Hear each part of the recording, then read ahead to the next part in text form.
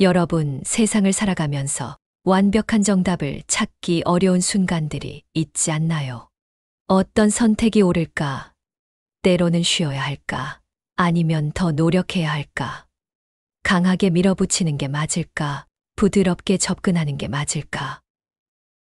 이런 고민들은 단순한 우연이 아닙니다. 사실 우주의 모든 것은 두 가지 힘이 균형을 이루며 움직이고 있기 때문입니다. 바로 음과 양의 원리입니다. 오늘은 이 음양이란 무엇인지, 그리고 왜 이 원리가 우리의 삶을 더 조화롭게 만드는지 이야기해 보겠습니다. 음양이란 무엇일까요? 음양, 이 단어는 누구나 한 번쯤 들어봤을 겁니다. 흔히 어두움과 밝음, 차가움과 뜨거움, 여성과 남성 같은 대립적인 개념으로 이해하곤 하죠. 그런데 음양은 단순한 반대 개념이 아닙니다. 음과 양은 서로 맞서 싸우는 것이 아니라 함께 존재해야만 하는 힘입니다. 쉽게 말해, 하나가 사라지면 다른 하나도 존재할 수 없습니다. 한 가지 예를 들어볼까요? 낮이 있어야 밤이 있고, 밤이 있어야 낮이 있습니다. 뜨거운 여름이 지나야 차가운 겨울이 오고, 그 겨울이 있어야 다시 봄이 옵니다. 숨을 내쉬기만 하면 곧 죽고 말겠죠. 숨을 들이쉬고 내쉬는 것이 함께 이루어져야 우리가 살아갈 수 있습니다. 이렇듯 음과 양은 서로를 완성하는 관계입니다. 즉, 이 세상에 존재하는 모든 것은 음과 양이 조화를 이루며 변화하고 있다는 것입니다. 그렇다면 이 음양의 원리가 어떻게 세상을 움직이는 걸까요? 우주는 어떻게 음과 양으로 구성될까요? 자, 이제 음양의 개념을 조금 더 깊이 들여다보겠습니다. 우리는 살아가면서 고정된 상태를 유지하려고 합니다. 편안한 상태를 유지하고 싶고, 변화보다는 익숙한 것을 선택하고 싶고, 가능하면 불확실한 상황을 피하려 합니다. 그런데 우주의 본질은 고정이 아닙니다. 우주는 끊임없이 변화하고 있습니다. 그리고 그 변화는 바로 음과 양의 흐름을 통해 이루어집니다. 이해를 돕기 위해 자연의 변화를 한번 볼까요? 태양이 뜨면 모든 것이 밝아지고, 태양이 지면 세상이 어둠 속에 들어갑니다. 봄과 여름이 오면 생명이 움트고, 가을과 겨울이 오면 생명이 쉬어갑니다. 강한 바람이 불 때가 있으면 잔잔한 바람이 부는 순간도 있습니다. 이처럼 세상의 모든 것은 음에서 양으로, 양에서 음으로 끊임없이 순환합니다. 그렇다면 이런 음양의 변화는 우리 삶에 어떤 영향을 줄까요? 대립이 아니라 균형, 음양의 조화가 중요한 이유입니다. 많은 사람들은 강한 것이 좋고 약한 것은 나쁘다고 생각합니다. 적극적인 사람이 더 성공할 거라고 믿고 쉬지 않고 일하는 것이 좋은 태도라고 생각하며, 강한 리더가 조직을 더 잘 이끌 거라고 믿죠. 하지만 음양의 원리를 이해하면 강함만이 정답이 아님을 깨닫게 됩니다. 예를 들어볼까요? 리더십을 생각해 봅시다. 어떤 리더는 강하게 밀어붙이는 양의 스타일을 가지고 있고, 어떤 리더는 조용히 경청하고 포용하는 음의 스타일을 가집니다. 과연 어느 쪽이 더 좋은 리더일까요? 답은 둘 다 필요합니다. 강하게 밀어붙이는 리더십만 있다면 조직은 피로해지고 무너질 것입니다. 반대로 조용히 포용하는 리더십만 있다면 결정이 늦어지고 추진력이 약해질 것입니다. 즉, 진정한 리더는 음과 양의 균형을 맞출 줄 아는 사람입니다. 때로는 강하게 나아가야 하지만 때로는 부드럽게 받아들이고 기다릴 줄도 알아야 합니다. 이것이 바로 음양의 조화가 중요한 이유입니다. 우리의 삶 속에서 음양을 적용하는 법입니다. 그렇다면 우리는 이 음양의 원리를 어떻게 활용할 수 있을까요? 일과 휴식의 균형이 중요합니다. 일만 하고 쉬지 않으면 결국 번아웃이 옵니다. 반대로 쉬기만 하고 일하지 않으면 성장이 멈춥니다. 양과 음이 조화를 이룰 때 우리는 더 건강한 삶을 살 수 있습니다. 감성과 이성의 균형도 중요합니다. 감정에만 치우치면 현실적인 판단을 놓칠 수 있고, 이성만 따지면 인간적인 관계가 무너질 수 있습니다. 음양의 균형을 맞추는 것이 중요합니다. 도전과 수용의 균형도 또한 중요합니다. 목표를 향해 도전하는 것도 중요하지만 때로는 받아들이고 기다리는 것도 필요합니다. 모든 성공한 사람들은 적절한 타이밍을 알고 음과 양을 조절할 줄 압니다. 우리는 종종 한 가지 방향으로만 치우치려 합니다. 강해야 한다, 쉬지 말아야 한다, 더 밀어붙여야 한다. 하지만 자연의 법칙은 균형을 이루는 것입니다. 음이 있기에 양이 존재하고 양이 있기에 음이 의미를 갖습니다. 지금 여러분의 삶에서 음과 양의 균형을 돌아보세요. 너무 무리하고 있진 않은가? 너무 움츠러들고 있진 않은가? 나에게 지금 필요한 것은 강한 추진력인가? 아니면 조용한 회복인가? 이제 음양의 조화를 이해하고 균형 잡힌 삶을 살아가세요. 그것이 바로 우리가 자연과 조화를 이루며 더 나은 삶을 살아가는 길입니다.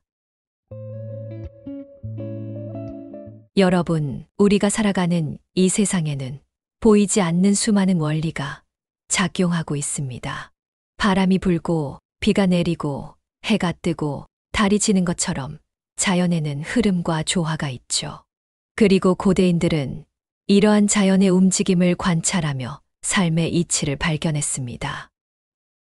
그 중에서도 가장 정교하게 자연을 설명하는 체계가 바로 팔괘입니다. 팔괘는 단순한 상징이 아니라 이 세상을 구성하는 8가지 근본 원리를 담고 있습니다.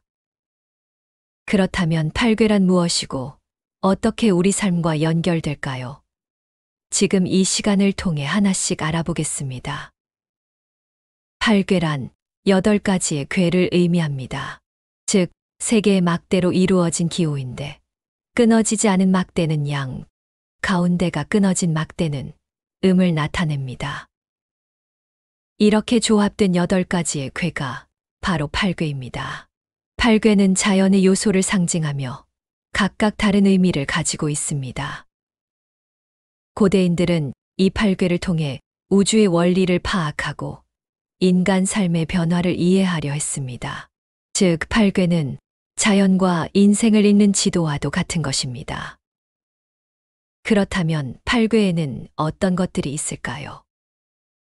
팔괘는 각각 자연의 한 요소를 상징합니다. 이 8가지 요소를 이해하면 자연의 원리뿐만 아니라 우리 삶을 바라보는 지혜를 얻을 수 있습니다. 첫 번째, 거는 하늘을 의미합니다. 하늘, 창조, 강한 추진력을 상징합니다. 건괴는 순수한 양의 기운으로 가득 차 있으며 강함과 리더십, 창조적인 에너지를 대표합니다. 우리 삶에서 목표를 향해 강하게 나아가야 할 때, 리더십을 발휘해야 할 때, 건괴의 지혜를 따를 수 있습니다. 두 번째, 고는 땅을 의미합니다. 땅, 포용, 수용성을 상징합니다.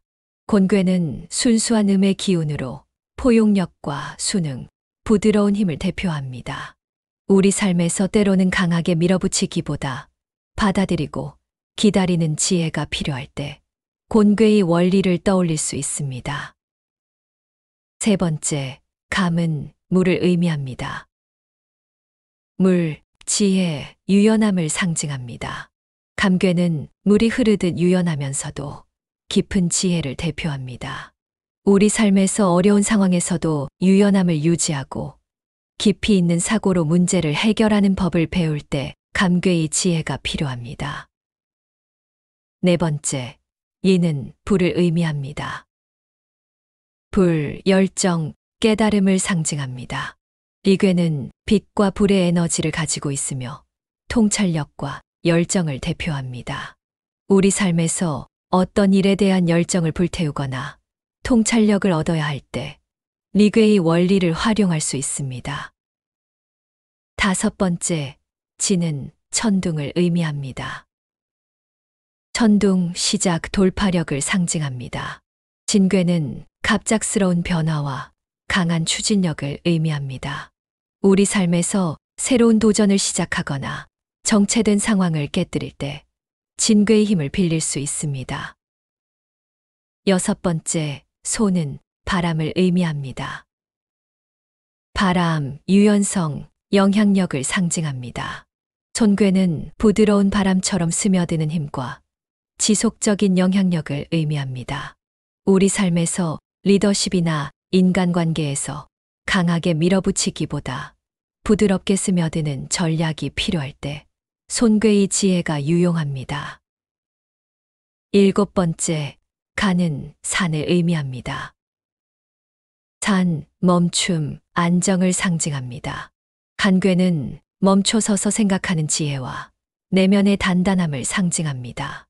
우리 삶에서 급하게 움직이기보다 한 걸음 물러서서 생각할 필요가 있을 때 간괴의 가르침을 따를 수 있습니다. 여덟 번째, 태는 연못을 의미합니다. 연못, 기쁨, 소통을 상징합니다. 태괴는 즐거움과 기쁨, 그리고 원활한 소통을 대표합니다. 우리 삶에서 인간관계를 원만하게 하고 유쾌한 분위기를 만들 때 태괴의 지혜가 필요합니다. 팔괘는 우리 삶과 어떻게 연결될까요? 팔괘는 단순한 상징이 아닙니다. 이것은 곧 우리 삶의 패턴과 흐름을 설명하는 원리입니다. 예를 들어, 거는 강하게 목표를 향해 나아갈 때 필요합니다. 고는 받아들이고 기다릴 때의 지혜를 가르쳐 줍니다. 감은 유연함과 지혜를 통해 어려움을 극복하는 법을 알려줍니다. 리는 통찰력과 열정을 불태울 시기를 알려줍니다. 이처럼 우리는 상황에 따라 다른 괴의 원리를 적용하며 삶을 살아가야 합니다. 때로는 강하게 나아가야 하고, 때로는 멈춰서 기다려야 하며, 때로는 유연하게 적응해야 하고, 때로는 깊이 있는 통찰이 필요할 때가 있습니다. 이것이 바로 팔괘가 우리 삶에서 중요한 이유입니다. 팔괘는 단순한 철학이 아닙니다. 이것은 자연의 원리이자 우리가 살아가는 방식을 설명하는 도구입니다. 지금 여러분의 삶에서 어떤 괴의 지혜가 필요하다고 생각하시나요? 새로운 도전이 필요한가요? 차분하게 기다려야 할 시점인가요? 강하게 밀어붙여야 할 때인가요? 부드럽게 소통하고 관계를 맺어야 할 때인가요? 여러분의 삶 속에서도 팔괘의 원리를 적용해 보세요. 여러분, 우리가 살아가는 세상은 끊임없이 변화하고 있습니다. 계절이 바뀌고 해가 뜨고 지며 강물은 흐르고 바람은 방향을 바꿉니다. 사람의 마음도 사회의 흐름도 한순간도 같은 모습으로 머무르지 않죠. 그렇다면 우리는 이 끊임없는 변화 속에서 어떻게 균형을 잡고 살아갈 수 있을까요? 예측할 수 없는 미래 앞에서 우리는 어떤 선택을 해야 할까요? 고대인들은 이러한 변화의 흐름을 읽고 방향을 찾기 위해 하나의 도구를 만들었습니다. 그것이 바로 64궤입니다. 이것이 어떤 원리로 만들어졌고 단순한 점술이 아니라 삶의 변화에 대한 지도라는 점을 알아보겠습니다. 우리는 앞서 팔괘에 대해 알아봤습니다. 팔괘는 하늘, 땅, 물, 불, 천둥, 바람, 산, 연못 이렇게 8가지 자연의 원리를 상징합니다. 그런데 세상은 단순히 8가지 원리로만 설명될 수 있을까요? 우리가 경험하는 삶의 변화는 훨씬 더 다양하고 복잡하죠. 그래서 고대인들은 팔괘를 서로 결합하여 더욱 정교한 변화의 지도를 만들었습니다. 팔괘에서 계속 이분하여 16궤, 32궤를 거쳐 8궤를 2번 겹쳐 그려서 탄생한 것이 바로 64궤입니다. 64궤는 단순한 기호의 조합이 아니라 인생의 다양한 상황과 흐름을 담은 지도입니다. 이제 본격적으로 64궤가 무엇인지 살펴볼까요? 많은 사람들이 주역을 즉 미래를 예측하는 도구라고 생각합니다. 하지만 주역이 말하는 점은 단순한 예언이 아닙니다. 64궤는 변화의 흐름을 잇는 지도입니다. 즉, 앞으로 무엇이 일어날까를 맞추는 것이 아니라 지금 어떤 흐름 속에 있으며 어떻게 대응해야 할까를 깨닫게 해주는 것입니다. 예를 들어볼까요? 건괴는 시작의 힘이 강할 때 강한 추진력과 창조의 에너지가 넘치는 시기, 새로운 도전을 시작하거나 주도적으로 이끌어야 할 때입니다. 곤괴는 받아들이고 기다려야 할 때 모든 것을 감싸 안는 포용의 에너지, 지금은 억지로 밀어붙이기보다 인내하고 받아들여야 할 때입니다. 조화기제는 일이 잘 마무리될 때, 목표가 완성되고 일이 잘 정리되는 시기, 방심하지 말고 끝까지 마무리를 잘해야 합니다. 화수미제는 아직 완성되지 않은 일이 끝나지 않고 과정 중에 있는 상태, 조급하게 결론을 내지 말고 끝까지 나아가야 합니다. 이처럼 64궤는 삶의 다양한 순간을 설명해 줍니다. 우리는 64궤를 통해 지금 어떤 흐름 속에 있는지, 앞으로 어떻게 행동해야 하는지를 배울 수 있습니다. 그렇다면 이 64궤를 해석하는 기본적인 방법은 무엇일까요? 64궤를 해석하는 방법은 어렵지 않습니다. 중요한 것은 이 궤가 말하는 흐름을 이해하고 내 삶과 연결하는 것입니다. 첫째, 궤를 이루는 두 가지 요소, 상궤와 하궤입니다. 64궤는 위쪽의 궤와 아래쪽의 궤로 구성됩니다. 즉, 8궤 두 개가 합쳐져서 하나의 64궤를 이루는 것이죠. 예를 들어 건과 곤이 합쳐진 태극은 조화로운 상태, 미와 감이 합쳐진 기제는 완성된 상태를 나타냅니다. 각각의 조합이 의미하는 바를 이해하면 64궤가 더 쉽게 다가올 것입니다. 둘째, 변화하는 6개의 막대는 한 단계씩 나아가는 과정입니다. 64궤는 각각 6개의 막대로 이루어져 있습니다. 이 6개의 막대는 단계별 변화를 의미합니다. 처음은 변화가 시작되는 단계, 중간은 과정이 진행되는 단계, 마지막은 변화가 완성되는 단계입니다.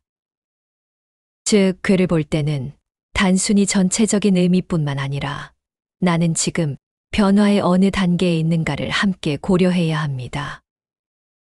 셋째, 궤의 흐름을 읽고 현재 상황과 연결하기입니다. 중요한 것은 궤의 흐름을 내 삶과 연결하는 것입니다. 예를 들어 지금 하는 일이 잘 진행되고 있다면 완성된 상태를 의미하는 궤를 참고하여 방심하지 않고 마무리를 잘해야 합니다. 새로운 도전을 앞두고 있다면 시작의 에너지가 강한 궤를 참고하여 용기를 내고 추진해야 합니다. 이처럼 64궤는 무엇을 해야 할지를 알려주는 길잡이입니다. 64궤는 단순한 점술이 아닙니다. 이것은 삶의 변화 속에서 방향을 찾는 나침반입니다. 여러분은 지금 어떤 변화의 흐름 속에 있나요? 새로운 기회를 찾고 있나요? 아니면 조용히 인내하며 기다려야 할 시기인가요? 주역의 64궤는 우리에게 답을 주는 것이 아니라 우리가 스스로 답을 찾을 수 있도록 방향을 제시합니다. 그러니 지금 여러분이 겪고 있는 변화가 있다면 64궤를 통해 그 흐름을 읽어보세요. 우리 삶은 끊임없이 균형을 찾는 과정입니다. 하루에도 우리는 수없이 많은 선택을 하죠. 일을 해야 할까, 쉴까, 논리적으로 접근해야 할까? 감성적으로 다가가야 할까? 나를 먼저 생각해야 할까? 주변을 배려해야 할까? 이런 선택들 속에서 균형을 잃으면 삶이 불안정해지고 갈등이 생깁니다. 그런데 이런 균형의 원리를 이미 수천 년 전부터 정리해둔 지혜가 있습니다. 바로 음양의 조화입니다. 그래서 음양의 균형이 깨졌을 때 삶에서 어떤 문제가 발생하는지, 그리고 현대 사회에서 어떻게 음양의 조화를 이루며 살아갈 수 있는지 살펴보겠습니다. 그리고 성공한 사람들은 어떻게 음양의 원리를 활용했는지 알아볼 텐데요. 여러분도 이 원리를 잘 활용한다면 자신의 삶을 더 조화롭고 안정적으로 만들어갈 수 있을 것입니다. 음양이 깨질 때 삶에서 어떤 문제가 발생할까요? 음과 양은 마치 숨을 들이쉬고 내쉬는 것과 같습니다. 들이쉬기만 하고 내쉬지 않으면 숨이 막히고, 내쉬기만 하고 들이쉬지 않으면 생명을 유지할 수 없죠. 즉, 둘 중 하나가 너무 강해지거나 너무 약해지면 문제가 발생합니다. 예를 들어볼까요? 일과 휴식의 균형에서 너무 일만 하고 쉬지 않으면 번아웃이 오고, 너무 쉬기만 하면 성장할 기회를 놓치게 됩니다. 감성과 이성의 균형에서 감정에만 휘둘리면 냉정한 판단을 못하고, 이성적으로만 접근하면 인간적인 관계가 어려워집니다. 개인과 조직의 균형에서 개인의 행복만 추구하면 사회적 책임을 잊게 되고, 조직만 생각하면 개인의 개성과 자유가 사라집니다. 이처럼 음양의 균형이 깨질 때 우리는 다양한 어려움을 겪습니다. 그렇다면 현대 사회에서 우리는 어떻게 이 균형을 지켜야 할까요? 우리는 바쁜 현대 사회를 살고 있습니다. 과거보다 더 많은 정보를 접하고, 더 많은 선택을 해야 하고, 더 많은 역할을 수행해야 하죠. 이런 환경 속에서 음양의 균형을 의식적으로 조절하는 것이 중요합니다. 첫째, 일과 휴식의 균형 잡기입니다. 열심히 일하고 제대로 쉬어라. 하루 동안 집중해서 일하는 시간과 완전히 쉬는 시간을 나누어야 합니다. 예를 들어 뇌과학적으로도 90분 집중하고 15분 휴식이 가장 효율적이라고 하죠. 현대인들은 일할 때는 최선을 다하고 쉴 때는 완전히 내려놓는 연습이 필요합니다.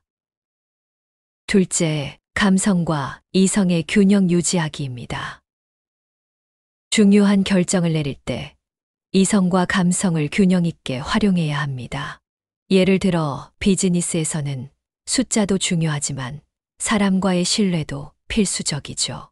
감정이 격할 때는 논리적으로 생각하는 습관을 기르고, 너무 차갑게 계산적일 때는 상대방의 입장을 공감해 보는 연습이 필요합니다. 셋째, 개인과 조직의 균형 맞추기입니다. 나의 목표와 꿈도 중요하지만 사회적 역할도 고려해야 합니다. 예를 들어 개인주의가 강한 서양에서는 조직의 협력 정신을 배울 필요가 있고, 집단주의가 강한 동양에서는 개인의 개성과 자율성을 더 존중하는 문화가 필요합니다. 이처럼 현대 사회에서는 음양의 조화를 이루는 것이 더욱 중요해졌습니다. 그렇다면 성공한 사람들은 이 원리를 어떻게 활용했을까요? 많은 성공한 사람들을 보면 그들은 음양의 원리를 자연스럽게 활용하고 있습니다. 스티브 잡스는 감성과 이성의 조화를 잘 이룬 사람입니다. 애플의 창업자인 스티브 잡스는 감성과 이성을 절묘하게 조화시킨 인물입니다. 기술적인 혁신과 디자인, 사용자 경험을 균형 있게 결합하여 세상을 바꾼 제품들을 탄생시켰죠. 워런 버핏은 과감함과 신중함의 조화를 이룬 사람입니다. 세계적인 투자자인 워런 버핏은 공격적인 투자와 신중한 분석을 균형 있게 활용합니다. 투자할 때는 기회가 오면 과감하게 움직이지만 위험 요소가 많을 때는 철저하게 분석하고 신중하게 접근하죠. 동양 철학을 공부한 또 다른 리더들도 많습니다. 일론 머스크, 빌 게이츠, 마크 저커버그 같은 글로벌 리더들도 명상, 철학, 동양 사상을 연구하면서 삶의 균형을 찾고 있습니다. 이들은 단순히 이론적으로 음양을 이해한 것이 아니라 실제 삶과 비즈니스에 적용하면서 더 큰 성공을 이루었습니다. 지금 여러분의 삶을 돌아보세요. 혹시 너무 일만 하고 있지는 않은가요? 혹은 너무 쉬기만 해서 성장이 정체된 것은 아닌가요? 감정적으로만 반응하고 있지는 않은가요? 혹은 너무 이성적으로만 접근해서 관계가 삭막해지지는 않았나요? 음양의 균형은 우리가 더 나은 삶을 살아가는 열쇠입니다. 오늘 배운 원리를 활용해서 여러분도 음양의 균형을 맞추는 삶을 만들어 보세요. 우리는 매일 선택을 하면서 살아갑니다. 그런데 이 선택들은 단순한 결정이 아니라 모두 음과 양의 조화를 이루는 과정입니다. 건강을 유지하려면 운동과 휴식의 균형이 필요하고 좋은 인간관계를 맺으려면 말하는 것과 듣는 것의 균형이 중요하며 비즈니스에서 성공하려면 공격과 방어의 조화가 필수적이죠. 그런데 이 균형이 깨지면 어떤 일이 벌어질까요? 운동만 하고 쉬지 않으면 몸이 망가지고, 말을 많이 하지만 듣지 않으면 관계가 깨지고, 공격적인 전략만 고수하면 사업이 불안정해집니다. 주역은 이런 균형을 맞추는 원리를 알려줍니다. 건강, 인간관계, 비즈니스라는 세 가지 주제로 일상 속에서 음양과 궤가 어떻게 적용되는지 알아보겠습니다. 여러분도 영상을 보면서 내 삶에서 균형이 필요한 부분이 어디일까 한번 생각해 보세요. 첫 번째, 건강을 위한 운동과 휴식의 균형 잡기입니다. 운동과 휴식의 균형은 건강의 핵심입니다. 운동은 양입니다. 몸을 움직이고 심장을 뛰게 하고 근육을 단련시키죠. 휴식은 음입니다. 몸을 회복하고 에너지를 충전하며 스트레스를 낮춰줍니다. 운동만 하면 어떻게 될까요? 근육이 찢어지고 피로가 쌓여 부상의 위험이 커집니다. 신체가 회복할 시간이 부족해서 오히려 성장이 멈춥니다. 쉬지 않고 달리는 차는 결국 엔진이 망가지듯 몸도 과부하가 걸리게 됩니다. 반대로 쉬기만 하면 어떻게 될까요? 근육이 약해지고 혈액순환이 느려지고 몸이 점점 나태해집니다. 움직이지 않으면 신체 에너지가 낮아지고 무기력함을 느끼게 됩니다. 건강을 위한 음양의 조화란 운동 후에는 반드시 충분한 휴식을 가져야 합니다. 강도 높은 운동 후에는 이완과 스트레칭이 필수적이죠. 주역에서 말하는 균형의 원리가 바로 이런 것입니다. 이 원리를 제대로 활용하면 더 건강한 몸과 활기찬 삶을 만들 수 있습니다. 두 번째, 인간관계를 위해 말하는 것과 듣는 것의 균형입니다. 말하는 것은 자기 생각을 표현하는 힘입니다. 듣는 것은 상대방을 이해하고 공감하는 힘입니다. 말만 하면 어떤 일이 생길까요? 대화가 아니라 일방적인 설교가 됩니다. 상대는 점점 지루해하고 대화에서 멀어지죠. 결국 소통이 아니라 단절이 일어납니다. 반대로 듣기만 하면 자신의 의견을 표현하지 못해 자존감이 낮아질 수 있습니다. 상대방이 나를 무시하거나 일방적으로 끌려가는 관계가 될 수 있습니다. 결국 내 존재감이 약해지고 불만이 쌓이게 됩니다. 좋은 인간관계를 위한 음양의 조화란 말을 할 때는 명확하고 자신 있게, 듣기를 할 때는 진심으로 공감하며 경청해야 합니다.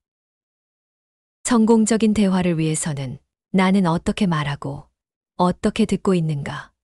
이 균형을 잘 살펴보는 것이 중요합니다. 세 번째, 비즈니스를 위한 공격적 전략과 방어적 전략의 조화입니다. 비즈니스에서도 음양의 균형이 중요합니다. 공격적인 전략은 새로운 시장을 개척하고 기회를 만들어가는 힘입니다. 방어적인 전략은 리스크를 관리하고 안정성을 유지하는 힘입니다. 너무 공격적이면 리스크가 커지고 무리한 투자로 위험에 빠질 가능성이 높아집니다. 빠른 성장만을 추구하다가 기반이 약해질 수도 있죠. 너무 방어적이면 새로운 기회를 놓치고 경쟁에서 뒤처질 수 있습니다. 변화하는 시장에서 너무 소극적으로 대응하다가 도태될 수도 있습니다. 성공하는 비즈니스는 기회를 잡을 때는 과감하게, 하지만 리스크를 관리하며 신중하게 대응해야 합니다. 예를 들어 테슬라는 공격적으로 혁신을 시도하지만 동시에 재무적인 안정성을 고려합니다. 스타트업도 빠르게 움직이면서도 장기적인 지속 가능성을 고려하는 전략이 필요하죠. 주역의 64궤 중 손괴는 점진적인 성장, 건괴는 강한 추진력을 의미합니다. 즉, 공격과 방어의 균형을 잡는 것이 성공의 핵심이라는 뜻입니다. 이처럼 우리 삶의 모든 것은 음양의 원리로 설명할 수 있습니다. 중요한 것은 한쪽으로 치우치지 않고 균형을 유지하는 것. 지금 여러분의 삶에서 음양의 균형이 필요한 부분은 어디인가요? 댓글로 여러분의 생각을 공유해 주세요. 다음 영상에서는 점과 변화, 주역의 철학적 의미를 알려드릴게요. 좋아요와 구독, 알림 설정 잊지 마세요. 시청해 주셔서 정말 감사합니다.